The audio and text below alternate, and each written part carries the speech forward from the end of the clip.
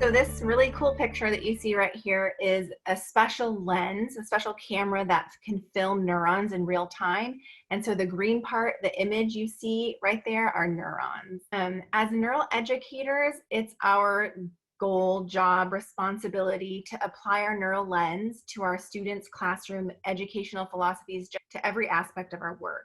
So in this remote learning world we're living in, we have the same goal and responsibility. And if we really think about it, we actually have the privilege to apply our neural lens to this situation that is really challenging to work within, right? It gives us an advantage because while many educators are really struggling to take their work into the remote setting, we can thrive. So in our synchronous time with students, like on a Zoom, we likely have cameras, mics, breakout rooms, chat boxes, and we're going to look at all of these things with a neural lens. Social evaluative threat, we're going to talk about that for just a second, or I'll just say SET, is one of the reasons forcing students to keep their cameras and mics on should not be a part of a classroom requirement or rules.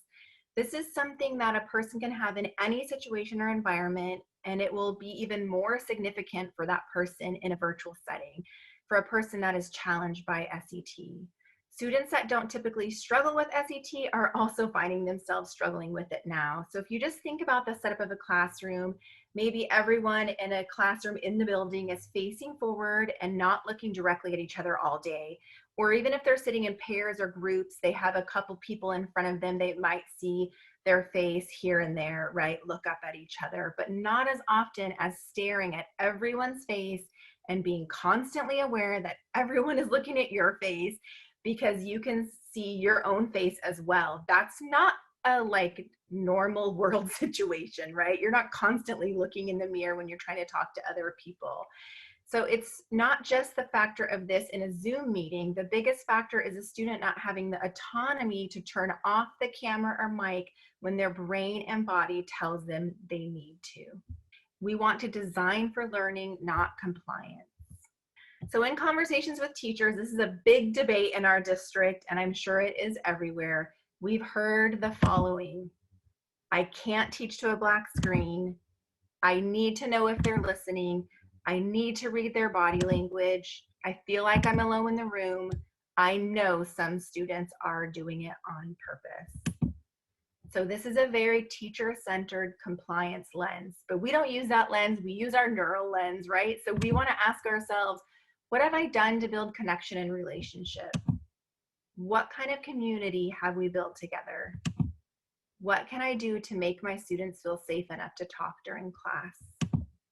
What have I done to find out why a student won't turn their camera on? This is a student-centered neural lens.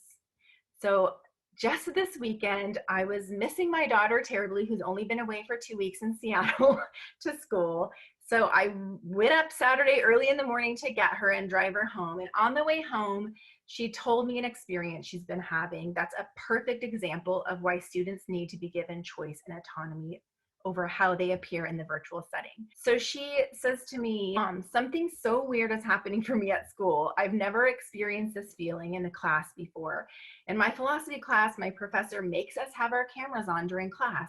And I've been so consumed with the thought of not being able to turn it off, of him calling on me. And what if I don't know the answer? And then everyone is staring at me. And then I just keep facing them the whole time. I say the wrong answer.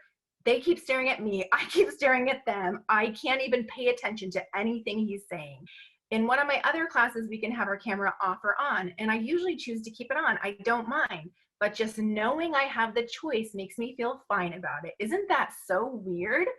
And I was floored because I did not bring this topic up with her. And this is our topic for tonight, right? No, it's not weird. It's called autonomy, and our brains seek it for safety. And if we take away autonomy, brains aren't learning what you are teaching. They are distracted in the search for autonomy. We need to design for learning, not for compliance.